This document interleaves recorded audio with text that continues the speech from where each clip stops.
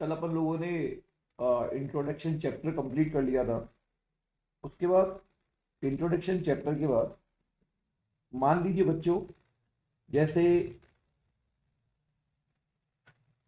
अब हमारा एक एक्ट चालू होता है जिसका नाम है क्या, CGST एक्ट 2017।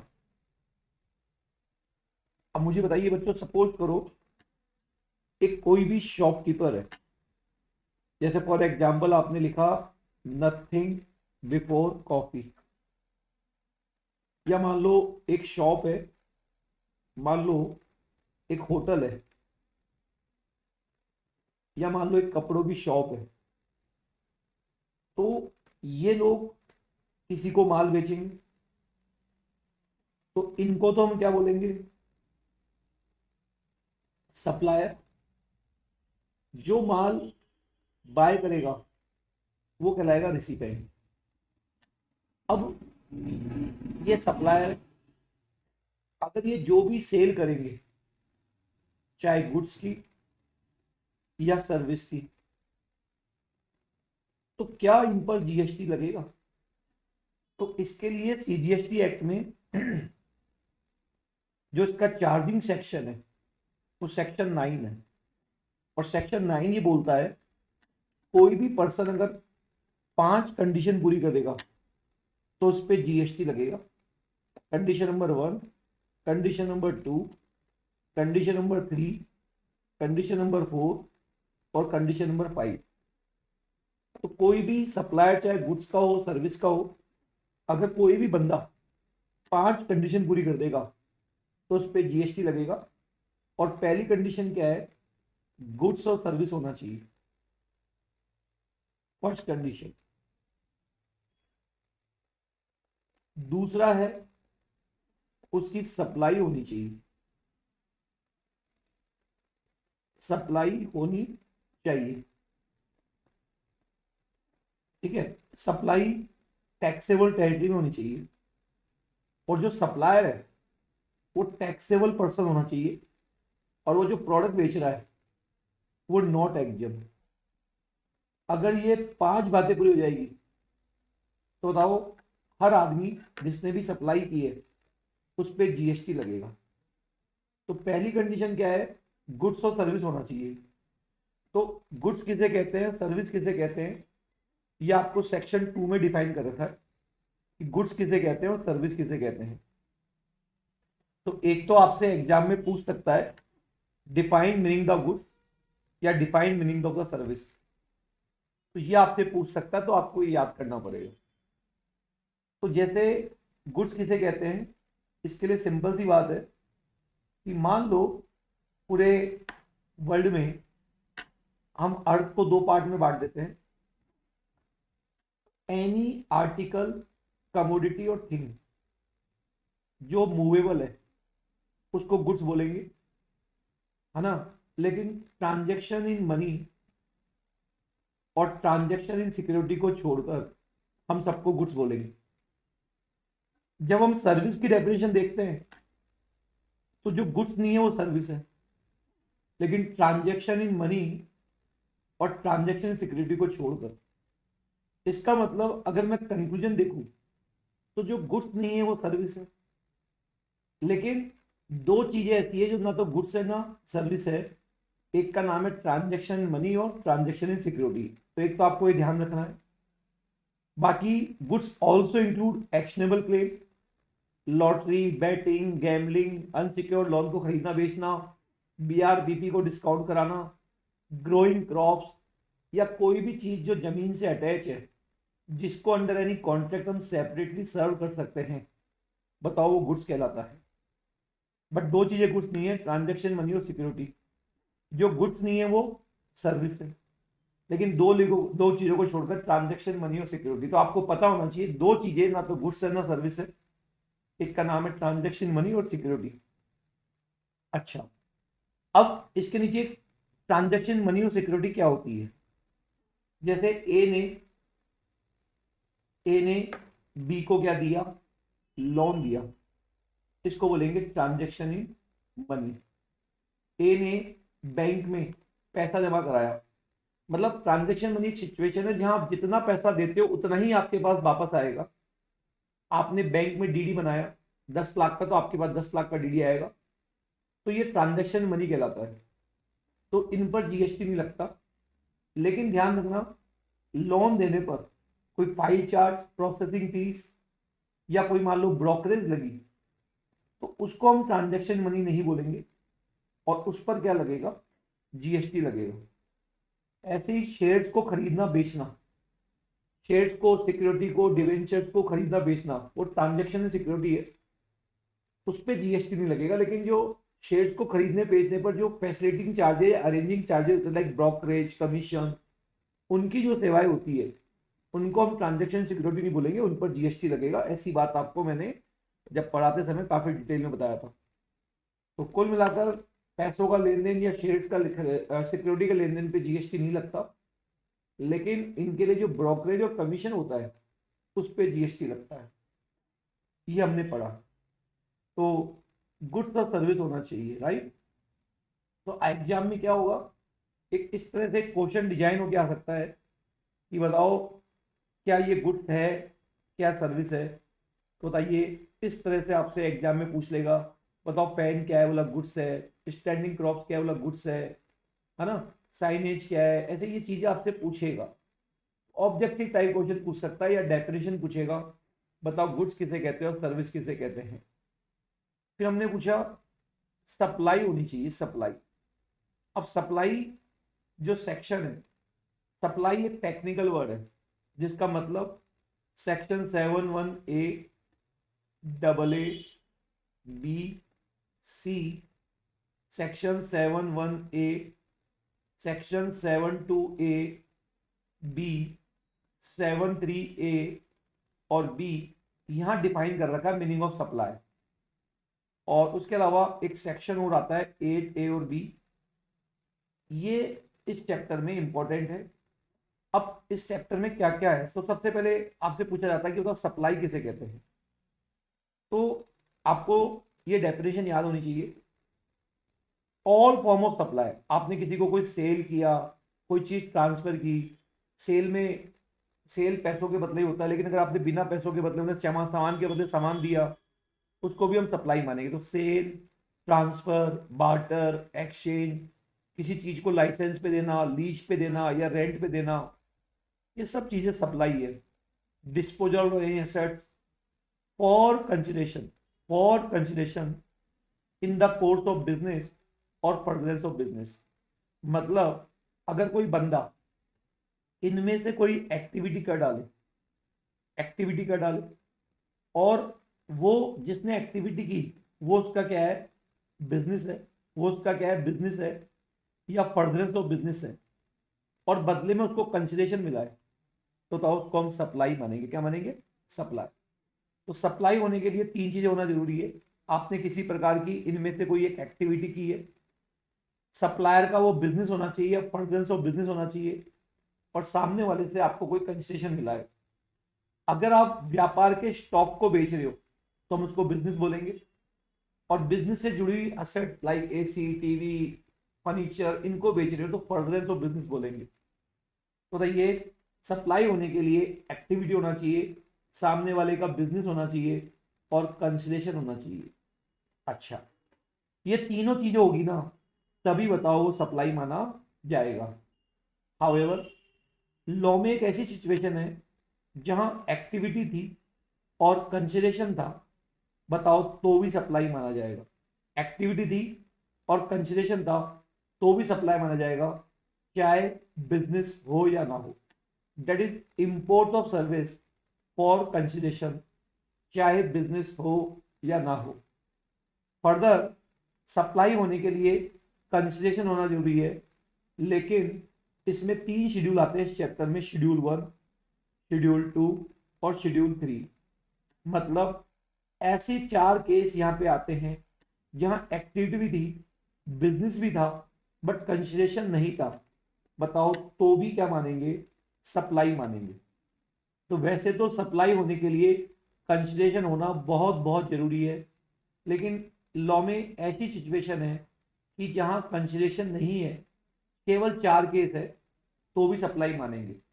तो ध्यान रखना, कभी भी एग्जाम में ऐसा क्वेश्चन आ जाए, नहीं ए ने बी को फ्री में माल दिया तो क्या जीएसटी लगेगा, तो आप बोलेंगे कि सप्लाई होने के लिए कंसिडरेशन होना जरूरी है।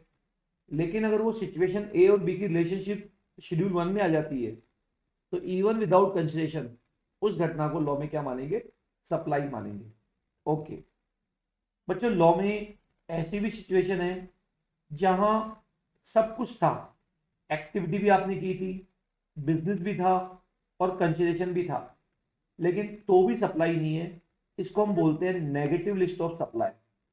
तो 8 ऐसी सिचुएशन है जो लॉ में दे रखी है जहां उसको हम सप्लाई नहीं मानेंगे। फर्दर देखो, मैंने क्या बोला ना, कोई भी आदमी अगर सप्लाई करेगा, चाहे वो गवर्नमेंट हो, नॉन गवर्नमेंट हो, इंडिविजुअल हो, फर्म हो, कंपनी हो, सब पे जीएसटी लगता है अगर 5 कंडीशन पूरी हो जाती है। लेकिन इसका मतलब गवर्नमेंट भी अगर 5 कंडीशन पूरी करे तो गवर्नमेंट की सेवाओं पर भी क्या लगेगा, जीएसटी लगेगा। लेकिन अगर गवर्नमेंट, जो हमारा जो कॉन्स्टिट्यूशन है उसके आर्टिकल 243 जी और डब्ल्यू में बताए गए नोटिफिकेशन नोटिफाइड फंक्शंस करती है इन द पब्लिक इंटरेस्ट, तो उन पर उस पे उसको सप्लाई नहीं मानेंगे, उस पर जीएसटी नहीं लगेगा। तो कहने का मेरा मतलब है, ये जो सेक्शन है ना, ये तो ऐसे बता रहे हैं कि सप्लाई है, और ये सेक्शन बता रहे हैं सप्लाई नहीं है। तो पहले तो आप डिसाइड करो कि सप्लाई है या नहीं है। अगर नहीं है तो कंडीशन नंबर 2 सेटिस्फाइड नहीं है, आप जीएसटी की दुनिया से बाहर हो गए। लेकिन अगर सप्लाई है तो पहचानो कि सप्लाई का नेचर क्या है। वो सप्लाई गुड्स की सप्लाई है या वो सप्लाई सर्विस की सप्लाई है। तो अगर किसी चीज को साफ साफ पता चल जाता है कि गुड्स की सप्लाई है, सर्विस की सप्लाई, तो कोई प्रॉब्लम ही नहीं। अगर पता ना चले, कंफ्यूजन है, तो आपको शेड्यूल 2 बताता है कि उसका नेचर क्या है, वो गुड्स की सप्लाई है या सर्विस की सप्लाई है। तो हमको इस चैप्टर में 3 शेड्यूल पढ़ने होते हैं, शेड्यूल 1, शेड्यूल 2 और शेड्यूल 3। ठीक है।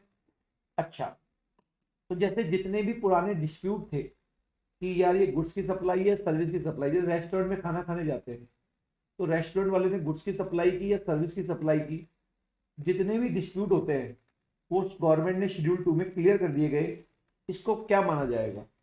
लेकिन मान लो ऐसा कोई डिस्प्यूट जो शेड्यूल 2 में स्पेसिफाइड नहीं है, कंफ्यूजन हो गया बाजार में कि ये गुड्स की सप्लाई है या सर्विस की सप्लाई है, तो सेंट्रल गवर्नमेंट के पास पावर है, वो नोटिफिकेशन इशू करके बता सकती है कि वो गुड्स की सप्लाई है या सर्विस की सप्लाई है। तो गवर्नमेंट ने इस पावर को यूज करते हुए कई सिचुएशंस के बारे में बताया गया है कि हम इसको गुड्स की सप्लाई मानेंगे या सर्विस की सप्लाई मानेंगे। सर एक चीज बताओ, इससे क्या फर्क पड़ता है कि गुड्स की सप्लाई है, सर्विस की सप्लाई है, जीएसटी तो दोनों भी है। जो बात तो तुम्हारी सही है, लेकिन जब तुम अगले चैप्टर्स पे जाओगे तो वहां पे गुड्स वाले के लिए नियम अलग है, सर्विस वाले के लिए नियम अलग है। जैसे अगर आप गुड्स के सप्लायर हो तो टैक्सेबल पर्सन तब होते हो जो टर्नओवर 40 लाख से ज्यादा है। सर्विस के सप्लायर हो तो टैक्सेबल पर्सन तब होते हैं जो 20 लाख से ज्यादा है। तो अब आप पहले आप बताओ सर आप किस चीज के सप्लायर हो, तभी तो आपकी लिमिट डिसाइड होगी। ऐसे ही अगर आप कंपोजिशन स्कीम में जाना चाहते हो तो गुड्स का सप्लायर तो कंपोजिशन स्कीम में जा सकता है अगर उसका टर्नओवर 1.5 करोड़ से ज्यादा हो, लेकिन सर्विस का सप्लायर कंपोजिशन स्कीम में तभी जा सकता है जब 50 लाख से ज्यादा हो। इसलिए ये चैप्टर ना केवल ये बताता है कि ये गुड्स की सप्लाई है या सर्विस की सप्लाई है, साथ के साथ ये भी बता देता है कि सप्लाई का नेचर क्या है। तो बस पढ़ना क्या है, सप्लाई है या नहीं है, और सप्लाई है तो सप्लाई का नेचर क्या है। ओके बच्चों। अच्छा, फिर ये पढ़ने के बाद हमको कुछ एक सिचुएशन आती है, एक प्रॉब्लम आती है, उस प्रॉब्लम को भी डील करना है। जैसे मान लो ए प्रोडक्ट है और बी प्रोडक्ट है, दो अलग अलग प्रोडक्ट है। इस प्रोडक्ट पे जीएसटी की रेट 18% है और इस पर 28% है, या मान लो इस पर 0 है, इस पर 12 है, या मान लो इस पे 0 है, इस पे 18 है। ओके, अगर मान लो आपने इसको 6,000 रुपये में बेचा, इसको 6,000 में बेचा और इसको 9,000 में बेचा, तो जब तो कोई दिक्कत ही नहीं है।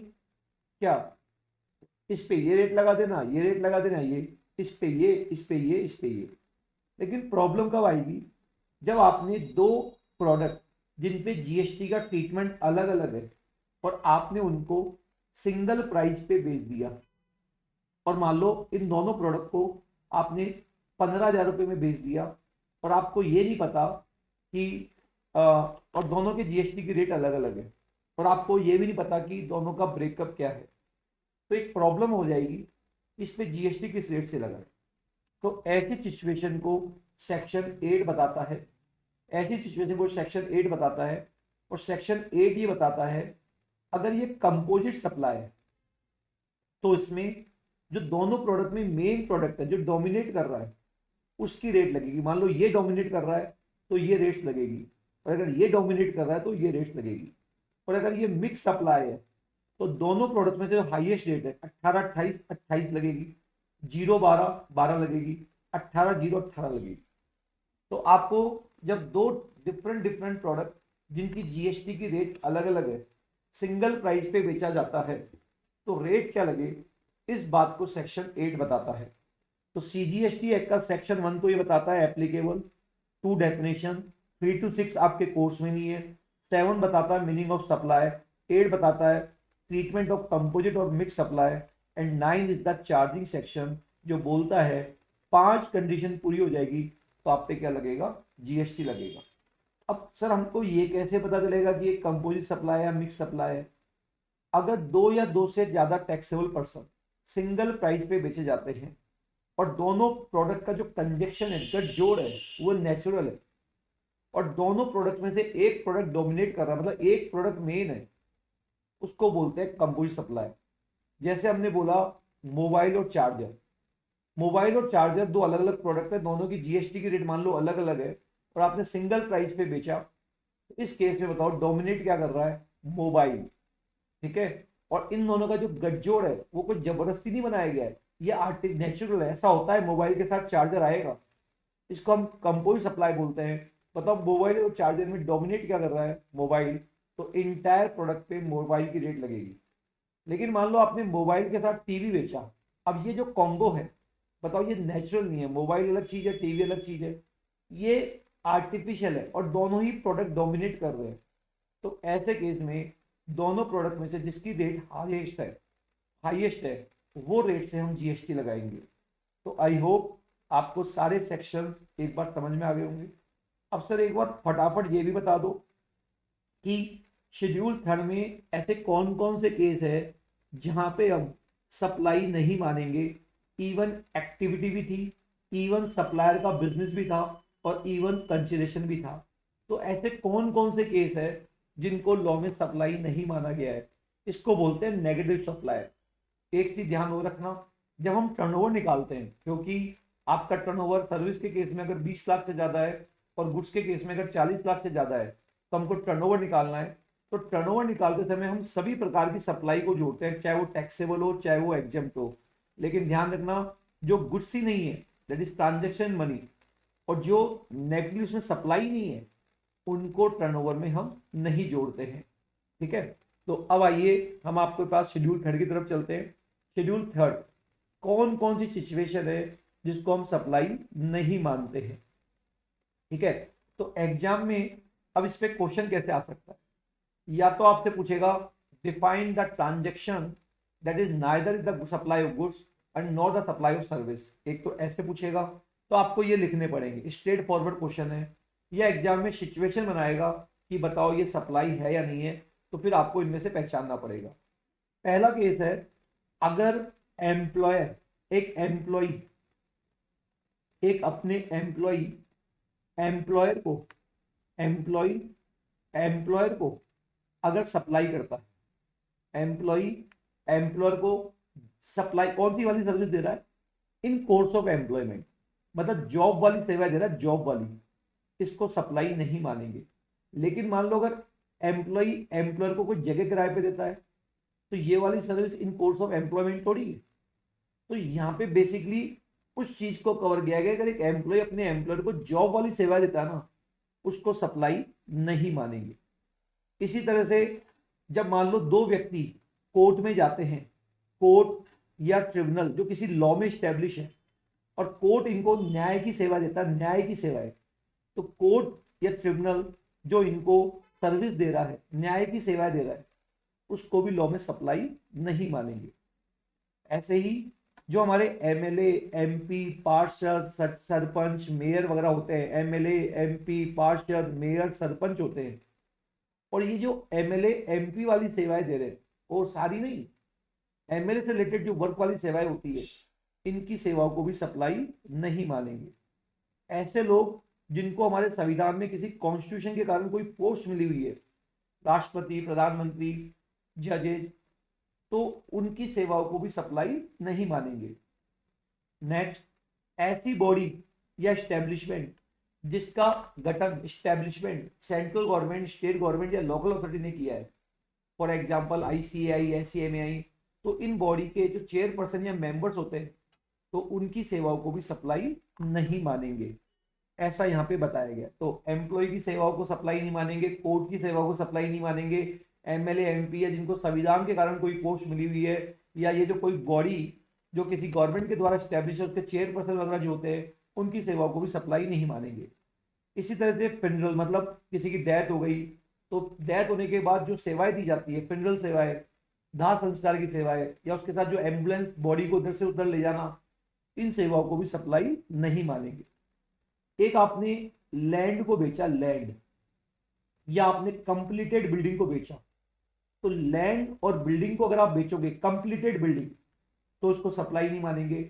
लेकिन अगर बिल्डिंग अंडर कंस्ट्रक्टेड है, बिल्डिंग अंडर कंस्ट्रक्टेड है, तो उसको मानेंगे और सप्लाई मानेंगे। और जब शेड्यूल 2 पढ़ेंगे तो अंडर कंस्ट्रक्टेड बिल्डिंग को सप्लाई ऑफ सर्विस मानते हैं, ये भी आपको पता होना चाहिए। इसी तरह से एक्शनेबल क्लेम को हमने गुड्स माना था। एक्शनेबल क्लेम क्या होते हैं? Lottery, batting, gambling, unsecured loan को खरीदना बेचना, बीआरबीपी को क्या करवाना, डिस्काउंट करवाना, तो इनको गुड्स तो माना है, इन सबको गुड्स माना है, लेकिन शेड्यूल 3 में इनको सप्लाई नहीं माना। हाउएवर लॉटरी, बैटिंग और गैमलिंग गुड्स भी है और सप्लाई भी है। तो कहने का मेरा मतलब है जो अनएक्शनेबल क्लेम होते हैं उनमें केवल 3 चीजों पे जीएसटी लगता है, lottery, batting and gambling. Okay, तो मैंने आपको क्या क्या बता दिया। एम्प्लॉय जो एम्प्लॉयमेंट वाली सेवाएं देगा, कोर्ट की सेवाएं, ठीक है, एमएलए, एमपी की सेवाएं, और फिनरल या मोर्चरी सेवाएं, लैंड और बिल्डिंग को बेचना, और लॉटरी, बैटिंग और गैमलिंग को छोड़कर जो अदर एक्सटर्नल क्लेम होते हैं उनको लॉ में सप्लाई नहीं मानते। अच्छा, इसी तरह से मान लो इस ये कस्टम से रिलेटेड पॉइंट है, एक आदमी नॉन टैक्सेबल टेरिटरी में रहता है, आप कहाँ रहते हैं? इंडिया में रहते हैं।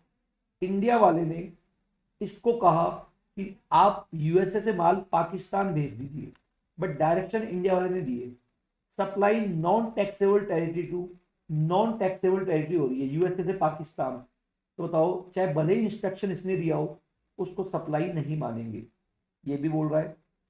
इसी तरह से मान लो कोई गुड्स जो इंडियन कस्टम पोर्ट पे आ गए और यहाँ वेयर हाउस में पड़े हुए हैं और अभी तक आपने इंपोर्ट ड्यूटी पे नहीं की, तो अगर आप वेयर हाउस में गुड्स को सेल कर देते हैं और जब तक इंपोर्ट ड्यूटी पे नहीं करते, उस पर जीएसटी लॉ नहीं लगता, उस पर कस्टम लॉ लगता है, तो ये वेयर हाउस में अगर आप गुड्स को सेल कर देंगे तो उसको सप्लाई नहीं मानेंगे। ऐसे ही कोई गुड्स जो इंडियन टेरिटोरियल वाटर में आ गए और आपने बिना छुड़वाए उसको वापस किसी और को बेच दिए, अभी तक छुड़वाया नहीं है, तो उस पर भी जीएसटी नहीं लगेगा, उसको सप्लाई नहीं मानेंगे। ओके सर, एक चीज बताओ कि हमको ये बात तो समझ में आ गई, यहाँ एक आर्बिट्रल ट्रिब्यूनल भी होता है। आपने बोला any court tribunal establish under any law, एक होता है आर्बिट्रल ट्रिब्यूनल। तो सर क्या आर्बिट्रल ट्रिब्यूनल जो कोर्ट नहीं होता, कोर्ट के बाहर एक कोर्ट होता है, क्या उसकी सेवाओं को भी नहीं मानेंगे? नहीं बच्चों, यहाँ पे उन्हीं को नहीं मानेंगे जो किसी लॉ में एस्टैब्लिश कोर्ट है। तो arbitral tribunal is not a court, तो उसकी सेवाओं पे सप्लाई मानेंगे। सर एक चीज और बताओ, डायरेक्टर के बारे में क्या लिखा हुआ है? देखो बच्चों, डायरेक्टर जो होता है ना, इसके लिए एक सर्कुलर भी आ रहा है। डायरेक्टर या तो कंपनी का क्या होता है, एम्प्लॉय होता है, हम इसको बोल सकते हैं होल टाइम डायरेक्टर या मैनेजिंग डायरेक्टर, और एक जो नॉट एम्प्लॉय, जो एम्प्लॉय नहीं है, इसको हम पार्ट टाइम डायरेक्टर भी बोल सकते हैं। ठीक है बच्चों, इन डायरेक्टर को मिलती है सैलरी और इन डायरेक्टर्स को मिलती है डायरेक्टर सेटिंग फीस। ठीक है, और अगर सैलरी मिलेगी तो सीधी सी बात है, इनकम टैक्स में टीडीएस अंडर सेक्शन 192 कटेगा और यहां इनकम टैक्स में टीडीएस 194 जे में कटेगा। तो ध्यान रखना, अगर डायरेक्टर एम्प्लॉय है और वो अगर एम्प्लॉय वाली सेवाएं दे रहा है, एम्प्लॉय वाली, तो बताओ शेड्यूल 3 के हिसाब से जीएसटी नहीं लगेगा। और अगर डायरेक्टर एम्प्लॉय है बट वो तो अदर देन एम्प्लॉयमेंट वाली सेवाएं दे रहा है तो जीएसटी लगेगा, क्योंकि यहाँ पे केवल एम्प्लॉय वाली सेवाओं पे नहीं लगेगा। तो जैसे मान लो कंपनी ने कोई लोन लिया, डायरेक्टर एम्प्लॉय था, डायरेक्टर ने गारंटी दे दी इस लोन की, तो ये एम्प्लॉय वाली सेवाएं थोड़ी, तो अदर सेवा है उस पर लगेगा। और अगर डायरेक्टर एम्प्लॉय ही नहीं है तो बताओ फिर डायरेक्टर की सेवाओं पे जीएसटी लगेगा। और जब आप आगे एक चैप्टर पढ़ेंगे आरसीएम एफसीएम, तो या तो डायरेक्टर की सेवाओं पे जीएसटी लगता ही नहीं है, और लगेगा तो आरसीएम बेसिस पर क्या लगेगा, जीएसटी लगेगा। तो बच्चों इस तरह से आपको मैंने शेड्यूल 3 को एक्सप्लेन कर दिया, तो शेड्यूल 3 आपको समझ में आ गया होगा। ओके, तो अपन ने कौन कौन से पॉइंट कवर कर लिए सर? आपने हमको ये बता दिया कि इन एक्टिविटीज को हम क्या नहीं मानते, सप्लाई नहीं मानते। तो वैसे तो सप्लाई होने के लिए एक्टिविटी होना चाहिए, सप्लायर का बिजनेस होना चाहिए और कंसेशन होना चाहिए, लेकिन कुछ ऐसी सिचुएशन आपने हमको बता दी जहां सब कुछ होने को भी, सब कुछ होने को भी हम सप्लाई नहीं मानेंगे। चलो सर आगे बात समझ में। अब सर एक चीज और बता दो कि सप्लाई होने के लिए कंसिडरेशन होना जरूरी होता है। कौन से ऐसे केस होते हैं जहां पे कंसिडरेशन नहीं है तो भी बताओ सप्लाई मानेंगे? इसके लिए बच्चों आपको शेड्यूल 1 के पास जाना पड़ेगा, और शेड्यूल 1 बताता है कि जहां कंसिडरेशन नहीं है तो भी क्या मानेंगे, सप्लाई मानेंगे। तो देखो बच्चों, वैसे तो मैं बता दूं एग्जाम में क्वेश्चन आता है कि आपने किसी चीज को कोई सप्लाई की और वहां कंसिडरेशन नहीं है, क्या नहीं है, कंसिडरेशन नहीं है। तो अगर वो इवेंट शेड्यूल 1 में कवर्ड है, मैं एक म्यूट करो, मैं एक म्यूट करो,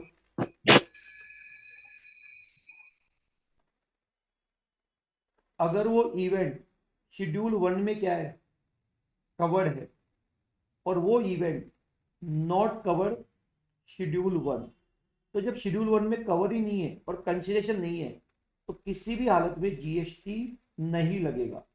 लेकिन शेड्यूल 1 में 4 सिचुएशन बता रखी है, 4 सिचुएशन। अगर आप इन 4 सिचुएशन में फॉल करते हैं ए बी सी और डी, तो इवन विदाउट कंसिडरेशन सप्लाई मानेंगे। तो पहला है परमानेंट ट्रांसफर या डिस्पोजल ऑफ बिजनेस एसेट्स। कोई बंदा अपनी बिजनेस एसेट्स, है ना, जिसकी उसने क्या ली थी, बाय करते समय क्या ली थी, आईटीसी। तो एक बंदा अपनी बिजनेस एसेट्स उसको खरीदते समय क्या ली थी, आईटीसी, अगर उसको परमानेंट ट्रांसफर कर दे इवन विदाउट कंसिडरेशन, बताओ उसको सप्लाई मानेंगे और उस ट्रांजेक्शन पे जीएसटी लगेगा। तो जैसे मान लो आपने 10 कंप्यूटर खरीदे और खरीदते समय आपने उनकी आईटीसी ली थी, अब आप उन कंप्यूटर को किसी और को ऐसे ही गिफ्ट कर देते हो, तो इवन विदाउट कंसिडरेशन सप्लाई मानेंगे अगर आपने खरीदते समय क्या ली थी, आईटीसी। हाँ, अगर आपने खरीदते समय आईटीसी नहीं ली थी तो फिर कोई प्रॉब्लम नहीं है। इसके अलावा अगर आप अपने रिलेटेड पर्सन को या अपने डिस्टिंक्ट पर्सन को सप्लाई करते हो, या प्रिंसिपल अपने एजेंट को सप्लाई करता है इन कोर्स ऑफ बिजनेस, यहां वर्ड क्या यूज करेंगे, अगर आप अपने रिलेटेड पर्सन या डिस्टिंक्ट पर्सन को या डिस्टिंक्ट एस्टेब्लिशमेंट को सप्लाई करते हो, या प्रिंसिपल अपने एजेंट को या एजेंट अपने प्रिंसिपल को सप्लाई करता है ड्यूरिंग कोर्स ऑफ क्या, बिजनेस, इवन विदाउट क्या, कंसिडरेशन, इस घटना को भी लॉ में क्या मानेंगे, सप्लाई मानेंगे। क्या मानेंगे, सप्लाई। अच्छा, अब ये सर डिस्टिंक्ट पर्सन क्या होता है? वैसे आप जब आप रजिस्ट्रेशन चैप्टर पढ़ेंगे तो वहां पे डिस्टिंक्ट पर्सन के बारे में बताया जाता है, फिर भी मैं आपको बता दूं कि मान लो एक पैन नंबर वाले के दो ऑफिस है, एक जयपुर में और एक दिल्ली में। ये रजिस्टर्ड है और ये भी रजिस्टर्ड है। एक पैन नंबर वाले के दो ऑफिस है, एक जयपुर में और एक दिल्ली में। ये रजिस्टर्ड है और ये अनरजिस्टर्ड है, क्योंकि यहां से एग्जम सप्लाई होती है। एक तो केस ये हो गया, एक केस ये हो गया। एक क्या हो गया, एक पैन नंबर वाले के एक जयपुर में ऑफिस है और दूसरा भी जयपुर में ऑफिस है। ये रजिस्टर्ड और ये रजिस्टर्ड। एक पैन नंबर वाले के एक जयपुर में एक ऑफिस है, दूसरा भी जयपुर में है। ये रजिस्टर्ड और ये अनरजिस्टर्ड, मतलब सेम स्टेट और या अदर स्टेट। तो अगर दोनों रजिस्टर्ड है तो इन दोनों को लॉ में क्या माना गया है, डिस्टिंक्ट पर्सन। चाहे वो सेम स्टेट में हो या वो अदर स्टेट में हो, डिस्टिंक्ट पर्सन माना जाएगा। अगर एक रजिस्टर है और दूसरा क्या है, अनरजिस्टर्ड है, बट स्टेट अलग है, इसको हम डिस्टिंक्ट एस्टेब्लिशमेंट बोलेंगे। अगर एक रजिस्टर और दूसरा अनरजिस्टर्ड, स्टेट सेम है, तो इसको एडिशनल प्लेस ऑफ बिजनेस बोलेंगे। क्या बोलेंगे, एडिशनल प्लेस।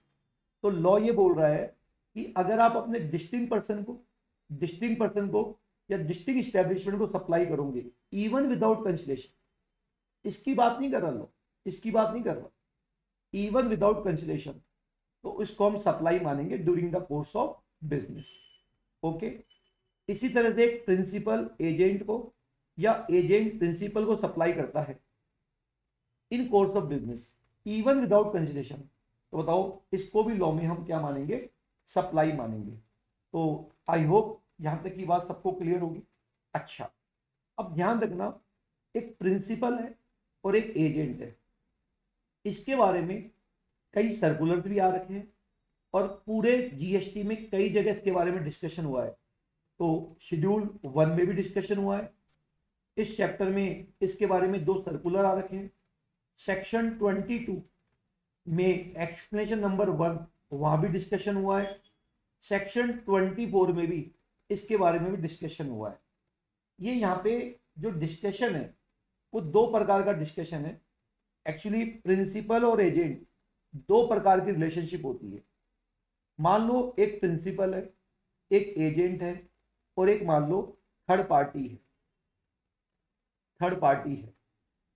प्रिंसिपल एजेंट को माल देता है, एजेंट थर्ड पार्टी को माल देता है। अगर थर्ड पार्टी को जो इनवॉइस है वो एजेंट अपने नाम से इशू करता है। थर्ड पार्टी को इनवॉइस अगर एजेंट अपने नाम से इशू करता है, इसको हम शेड्यूल 1 वाला एजेंट बोलेंगे, शेड्यूल 1 वाला एजेंट। तो ये जितने भी सर्कुलर वगैरह जहां चर्चा हुई है, यहाँ पे भी शेड्यूल 1 वाले एजेंट के बारे में चर्चा हुई है, यहाँ पे भी शेड्यूल 1 वाले एजेंट के बारे में चर्चा हुई है, यहाँ भी शेड्यूल 1 वाले एजेंट के बारे में चर्चा हुई है ना, और यहाँ भी शेड्यूल 1 वाले एजेंट के बारे में चर्चा हुई है। तो शेड्यूल 1 वाला एजेंट कौन होता है, जहां एजेंट प्रिंसिपल को अपने नाम से इनवॉइस इशू करता है, लेकिन जहां पे प्रिंसिपल डायरेक्ट थर्ड पार्टी को इनवॉइस इशू करता है, बस एजेंट का काम तो है मिलवाना और बाकी कोई कमीशन इनवॉइस रेज करना, तो उसको हम शेड्यूल 1 वाला एजेंट नहीं बोलेंगे। उस केस में शेड्यूल 1 वाला एजेंट नहीं बोलेंगे। तो बताइए, जो शेड्यूल 1 में जो डिस्कशन हुआ है वो कौन से वाले एजेंट का हुआ है, वो इस वाले एजेंट का डिस्कशन हुआ है। तो अगर इस वाले एजेंट को आप सप्लाई करते हो इवन विदाउट कंसिलेशन, तो सप्लाई मानेंगे। लेकिन ये वाला जो एजेंट है जहां प्रिंसिपल डायरेक्ट इनवॉइस काट रहा है, उसको हम शेड्यूल 1 वाला एजेंट नहीं बोलेंगे। तो एक प्रिंसिपल अगर शेड्यूल 1 वाले एजेंट को सप्लाई कर रहा है इवन विदाउट कंसिलेशन, तो बताइए लॉ में उसको भी क्या माना जाएगा, सप्लाई। बताइए कौन कौन से ऐसे केस है जब बिना कंसिलेशन भी सप्लाई माना है। Permanent transfer of business assets, provided that खरीदते समय आईटीसी ली थी, आप अपने रिलेटेड पर्सन को, आप अपने डिस्टिंक्ट पर्सन को सप्लाई कर रहे हो during the course of business even without conciliation, supply मानेंगे।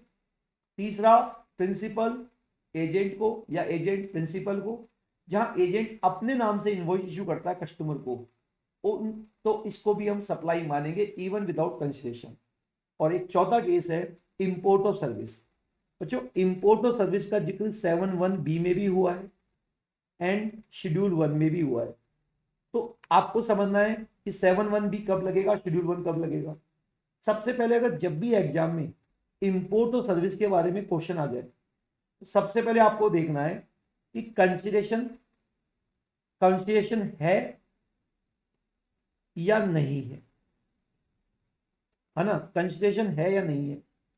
अच्छा, सप्लाई क्या हो रही है, किसको हो रही है, रिलेटेड पर्सन को या नॉन रिलेटेड पर्सन को।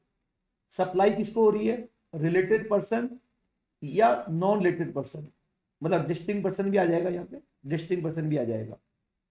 इन course of business, in course of business, और नॉट इन कोर्स ऑफ क्या, नॉट बिजनेस। तो अब ध्यान रखना, अगर कंसिडरेशन है तो हमेशा कौन सा सेक्शन लगेगा, 7(1) लगेगा। कंसिडरेशन नहीं है तो बताओ क्या लगेगा, शेड्यूल 1 लगेगा। क्या लगेगा, शेड्यूल 1।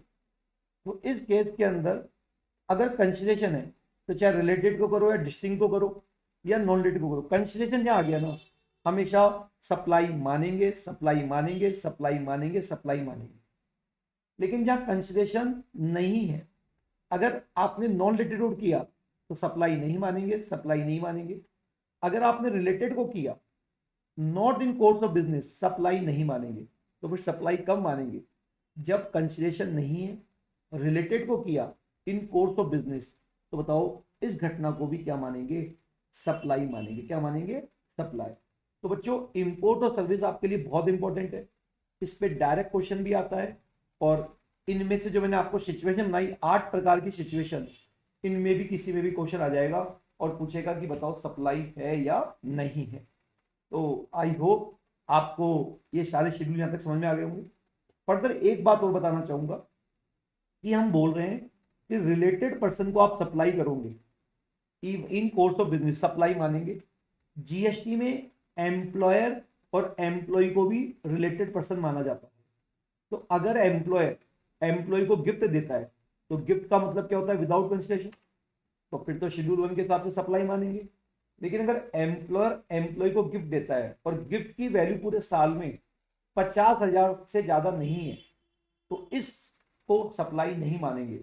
तो एक एम्प्लॉयर अगर अपने एम्प्लॉय को फ्री में कोई चीज देता है और उसकी वैल्यू 50,000 से ज्यादा नहीं है तो सप्लाई नहीं मानेंगे। अगर 50,000 से ज्यादा है तो बताओ फिर सप्लाई मानेंगे।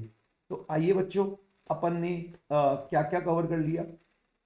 सर आपने हमको ये भी बता दिया कि वैसे तो सप्लाई होने के लिए क्या क्या चाहिए, जर्नल है, एक्टिविटी होना चाहिए, बिजनेस होना चाहिए और कंसिडरेशन होना चाहिए। बट इंपोर्ट और सर्विस अगर जहाँ कंसिडरेशन है तो चाहे रिलेटेड को करो, नॉन रिलेटेड करो, बिजनेस हो या ना हो, सप्लाई मानेंगे, ये भी आपने बता दिया। और आपने सर ये भी बता दिया कि 4 ऐसे कौन से केस है जहां कंसिडरेशन नहीं है तो भी क्या मानेंगे, सप्लाई। तो पहला केस आज आपने क्या सीखा, सप्लाई है या सप्लाई नहीं है। ओके, तो अपन ने कौन कौन से प्रोविजंस कवर कर लिए, ये ये और ये हमने कवर कर लिए। अब सप्लाई नहीं है तो बात वहीं खत्म। और अगर सप्लाई है तो सप्लाई का नेचर क्या है, वो गुड्स की सप्लाई है या वो सर्विस की सप्लाई है। इसके लिए आपको शेड्यूल 2 पढ़ना पड़ेगा, पहचानना पड़ेगा कि वो गुड्स की सप्लाई है या सर्विस की सप्लाई है। और प्लस आपको साथ ही साथ नोटिफिकेशन और सर्कुलर भी पढ़ने पड़ेंगे। और ये मैंने आपको बता ही दिया 8A और 8B। तो अब मैं जो नेक्स्ट क्लास बताऊंगा आपको बताऊंगा कि किसको तो हम गुड्स की सप्लाई बोलेंगे और किसको सर्विस की। वैसे मैं आपको फॉर योर इंफॉर्मेशन, जहां ओनरशिप ट्रांसफर हो जाए, टाइटल ट्रांसफर हो जाए इमीडिएट या फ्यूचर में, तो वो तो गुड्स की सप्लाई है। और जहां ओनरशिप ट्रांसफर ना हो, केवल राइट टू यूज है, वो सर्विस की सप्लाई है। ऐसी बातें हम करेंगे। और ये बताते ही सप्लाई का नेचर क्या है और 7-8 सर्कुलर आए हुए हैं, आपका ये चैप्टर खत्म हो जाएगा। आप लोगों को मैंने फाइल भेज दी है, सब्जेक्टिव क्वेश्चन की भी, ऑब्जेक्टिव क्वेश्चन की भी। आप कल तक वो दोनों क्वेश्चन कंप्लीट करें। एक बार मैं कल शेड्यूल 2 बताऊंगा, साथ में सर्कुलर बताऊंगा, फिर अपन क्वेश्चन देखेंगे और फिर ये हमारा चैप्टर खत्म होगा। Thank you very much.